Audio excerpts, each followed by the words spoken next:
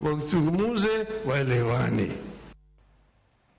Paro mar chik mageto medo osuru e mwandu mopogore opogore kachiel kod medo nduso sach jotije piny owacho gi atamalo 3 podi medo kwedi kod riwruoge mopogore opogore.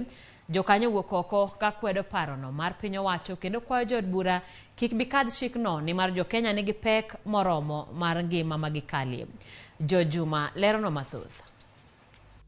Paro mar chike wechego mag osuru mabende ong'ere kaka Finance Bill 2023 yande osechwal e nyim od bura. En paro mar chik mabende osekelo paro mopogore opogore e piny Kenya kawe kod medruok mag osuru e mwandu mopogore opogore ma oting'o mano mar modhi kawuok e atamalo 8 nyaka atamalo 16. Ng'ado atamalo 3 mar osara mar jotich mondo tigo kod piny owacho e chenro mar gero ute mabende nitiere e bwo paro mar chikni be koro medo kelo paro mopogore opogore. Riwruoge maketogo mag oganda wacho ni medo osuru e mwandu kaka modhi dhi mana medo kelo pek mar ngima ne oganda jo Kenya mabende nyaka sani winjo pek mar ngima. Will have grave impacts on small business owners and large-scale business owners, which will in turn affect households in the Kenyan country. So we call upon our MPs to have a thorough discussion and look into the finance bill and not assent it in parliament, but give an opportunity for its review and amendments on the different areas that will affect the lives of citizens in Kenya. Kwa hivyo tutahakikisha kwamba wananchi wote wameenda mahakamani kujideclare muflis, huo ushuru wa utafute kwenye muflis. Tumeamua hili jambo tutalifanya na we are serious about it. Ywak makamae bende koro gol kod joala e riwruok margi mar Chamber of Commerce mabende dwaro ni koro kawo pach oganda mokwongo kawo tende kod paro mar chikni kapok okale. Listening to the business community,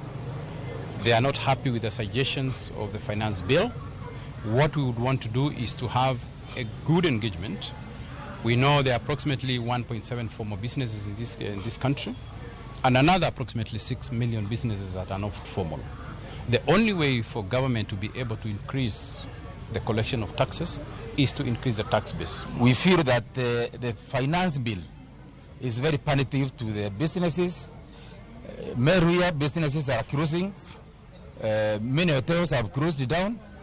And if we increase the taxation, then it will become very difficult for the business community to be able to survive. Riwruoge mag jopuonj bende koro kowe oko e kwedo paro mar chikni.